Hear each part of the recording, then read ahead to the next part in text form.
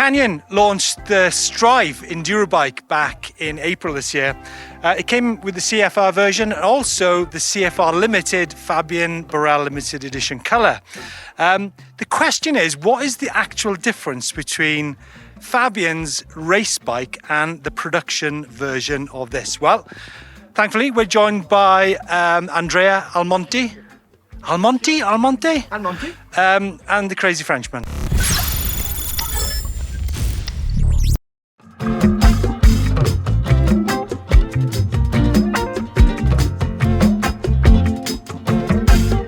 Now, if you want to talk cutting-edge technology, this is Boris. Yeah, right. This is Boris. Now, check out Boris's hair. I think he's taken some... Oh, that's nice. Look at the sides. Can we show the camera on the sides here? There you go. What does that say? Nice. No, have a nice day. Have a nice day. Have a nice day. Folks, Enjoy all the top photographs from World Cup events. This is your man. What's it say there? Grown-ups are... Couldn't agree more. What do you think of Fabian's bike? I say it's full circle. Okay, here we go. You know what? It's very different to how Nico would set his bike up. Ooh. Nico, he is... I can see Fabian twitching. No, because Nico was all about making his e-bike as light as possible to go fast. But Fabian, he's got proper tires, full suspension. He's kept his heat shield on. So it's different approaches. Let's start from the beginning then. Now, the production CFR comes with the 170mm fork up front. You've got 10mm more. Yep. You've also got, is that stock, Seb? So let's talk about the travel and also the internals. Well, mainly the internal is pretty stock. Like one thing that we really try to do with RockShox is to make sure that we appair properly the extension and the bushing, to make sure that to optimize really the friction of the suspension, to be able to optimize the grip as much as having a very high spring force. So the fork still holds up, because one thing you don't really want in enduro is to play too much with hydraulic that is creating harshness. And for sure it creates efficiency and grip, but also fatigue on the long run. It's even more on e-bikes. So we have to find the right compromise in the tune, and that's pretty much what we've done on that fork. Okay, so let's get something clear then. There is actually some special treatment for Fabian Barel when it comes to the fork. So that is possibly number one in terms of changes, right? It's not quite production. For sure. As pro athlete, we have a treatment that is different than stock product. That is just basically the maintenance already of the suspension, the type of oil you put in there, how many times you service it. Only those parts is actually making a better optimization mechanically of the suspension itself. Right, let's move on then. Now, as you can see on the production CFR, there's quite a low bar. On Fabian's bike, the G5 bar seems to be a bit of a higher rise, right? Yeah, you're correct. It's a 40mm. It has to be right on something. Yeah, that's actually, you try to. It's on a 30mm rise bar that you will find stock, where on my bike, I ride a 40mm. I really try to have a very easy handling position, to have optimized front load, and also being able to ride still charging when the tracks are very, very steep, which is probably my downhill background that is requesting me this, but it helped me to have my center of gravity where it needs to be in any situation, flat and steep. You've not got any mud guards on the bike. Why is that? No, I do actually. I normally optimize this mud guard on everyday notice. That's what I use. The reason there is none right now on is because we used yesterday a full one that is actually doing the back and the front, to be able to have no spread in the goggle. As you know, in enduro, tear-offs are not allowed, and roll-off is not... Sorry? Tear-offs not allowed? No, it's not allowed. Like, you don't throw plastic in the nature. That's something that is part of the rules, and you need to make sure that you optimize your goggle clearance, obviously. Bosch launched the CX Race Limited Edition motor last year. Guys, watch Fabian's expression here behind his glasses while I say this, but this isn't a stock CX Race Limited Edition motor, right, in his eyes? No, it is.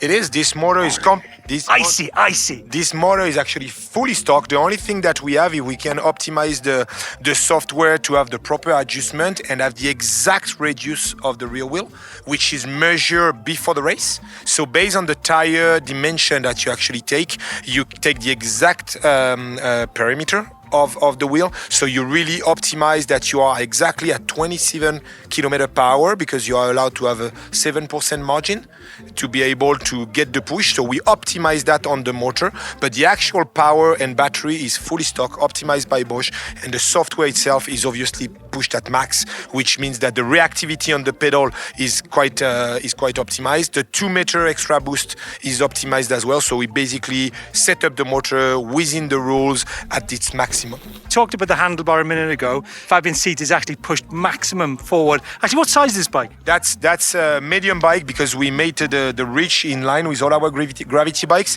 So you got a 475 reach on the medium size, which is perfect for me when it comes to enduro riding. But we made the seat angle very steep. But even I try to optimize really my front load when it's time to go on climbing. So I put the rails of my saddle maximum forward, so I can really push on the nose and have a minimum. Push your butt on the nose, as you said. Exactly, that's what we do. And I know that you enjoy that one. And it really helps. It really helps to keep the front wheel on the ground when you do steep technical stuff. And also, let's be honest, as a downhill rider, I don't use the arm string so much under pedaling. I have a lot more power with my quads, so I've always been pedaling quite far forward to the BB. Andrea, what's the production shock on the Fabian bike? This is different, isn't it? Yeah, this is new Vivid, and from the production is Super Deluxe. This is more for downhill. I guess he goes fast downhill pretty quick, right? Try to. Fabian, one thing I've actually noticed, obviously there's changing weather conditions out in Châtel. You seem to have gone for the downhill tyre over Pirelli do, and we use them, the Scorpion tyres, which are higher volume. We've got 2.8s and 2.6s. Why do you use these tyres rather than the e-bike specific tyres? Well, clearly the way we charge and the way we ride when it comes to enduro racing, you want to have a very fast rolling, but you also want to have very aggressive edges, and you want to have obviously the most puncture resistant casing. So the downhill tire when it comes to racing are the most relevant, and it's what we use 100% of the time in racing. We never go to 2.6 or to 2.8. This is very good for recreational riding, easy grip, etc. And you go for the softest rubber and downhill casing all the times when it's time to race. What widths are these tyres? So those ones are 2.5. Both are 2.5, so you're going to be around a 62 bid width, 62 centimeter. Pressure, tyre pressure? Secret. Oh, come on, Andrea. You're talking to the wrong guy. No, it's a secret. He's not going to tell you. He's not going to tell you. You can bring him into a wood box and make a water drip on his head and he cannot see it. He won't tell you. Is that what you do with Andrea in your spare time? For sure. Every time he is not ready to talk, I train him. And watch out, he's a little warrior. He can take you down. As much as a Welsh rugbyman you are, he takes you down. You know this guy is Italian Kung Fu champion? Is that correct? 2 times. 2 times. 2 times. Well, I guess This little guy can take you down, bro. Well, I guess he's a handyman to have on the team then, right? Yeah, for sure. Yeah, it's for those nights out in San Remo, right? Exactly. And when you're in trouble, he takes you down. we know about the nights in San Remo. Right? Yeah, we know about that. For sure. Has he told you about the nights in San Remo? Let's not go there. Leave it. Disc size looks like 220 front and rear, right? But tire pressure, obviously, all based on your weight, and if you're riding a push bike or an enduro. I guess quite a lot of pressure at the moment then. You don't. You can play around with quite low pressure all the way down to 21 up to 26 on the front based on your weight, and on the rear you probably navigate around 24 up to 28, 30, based on what you are and the type of tire rolling. But as you can see, the tires are big one. We're using the M on the front that is quite all-round tires and work really well on roots and all type of condition with softer rubber. When on the rear, we have a lot of very steep sectors on that track and very loamy. We use the T that is a lot more aggressive. You can see we still have quite some rolling area in the center, but with a massive braking edge and a lot of lateral, so you can brake on the side. And this obviously helps. And this tire is quite big. And as I was saying, you got a 32 millimeter inner width, so it really stands out and you can load the pressure to have very good grip. What's the inner width in the front wheel? 30. Right. Yeah. So have you actually experimented a lot with rim width, and why have you arrived at that particular rim width? Well, the thing is clear is that the rim width obviously affect the frontal and lateral rigidity, but it also massively affect the way the side of your tread pattern is. And my highly advice to people is to consider when you choose a tire based on the wheels you have, because some of the tires, when you go too big, you have the laterals that are actually moving in, and you don't have lateral grip. So it can be an issue on the rear, but it can be a massive issue on the front. So you really have to pay attention, and that's why with Pirelli we took the standard that is 28 to 30 when it's time to design, so you can play around with all the new trend. But if you take a Pirelli tire on a 25mm inner with those type of TH tire, you'll be having the laterals that are way too far. I'm surprised, Fabian, that having ridden like 2.6 tires, 2.8 tires, I think the comfort that it gives you and also the grip, especially when you're in big rooty conditions, I'm surprised that downhill racing hasn't gone for bigger tires which are light with good sidewalls. Why do you think that is? Well, the rolling is the main issue. It's like obviously to a certain amount of things you have the rolling efficiency that is quite good with a big volume, but as you go and past that point right now, you have too much dragging of the tire on the ground. And at the end of the day, you want braking, you want grip, but you also want bikes that accelerate. And people and riders with the suspension, the geometry, I would say are at quite high level of grips, and you demand to the tire to have grip but also very fast rolling. It's quite interesting because we started off this conversation saying, no, this is a production bike, but even talking about tires and rim widths alone clearly tells you that this isn't quite a production bike, is it, Fabian? We're talking fine details here, which gets you to the top of the sport. Yeah, and also, there is clearly, you need to have an understanding, and I highly advise to people, if they have the chance to try different things, to do so. We are in a beautiful market where you have a lot of diversity of mountain bike and technologies, and e-bike right now is exploding, and there is a lot from motors to tires to chassis.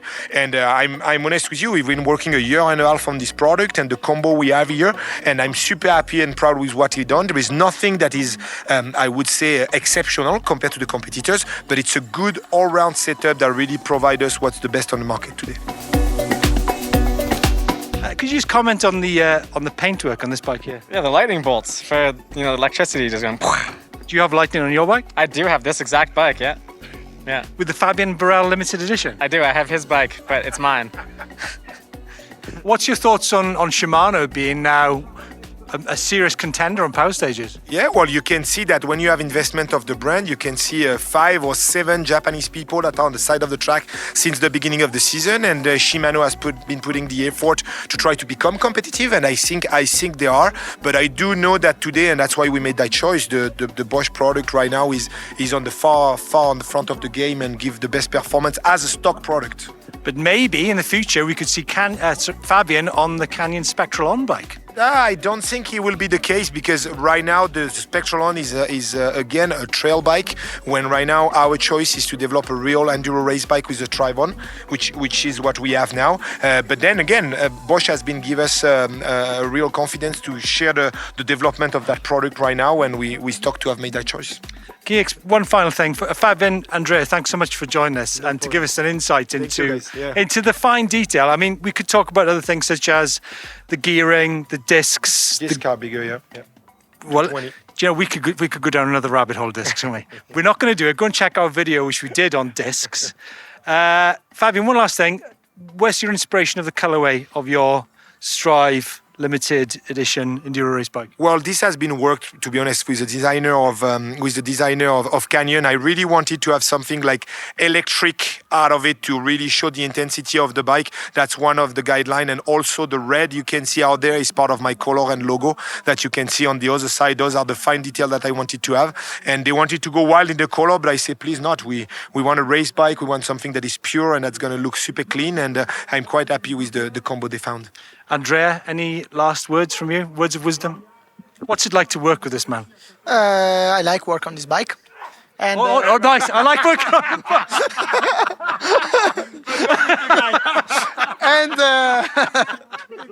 and I love work with Fabian. There we go.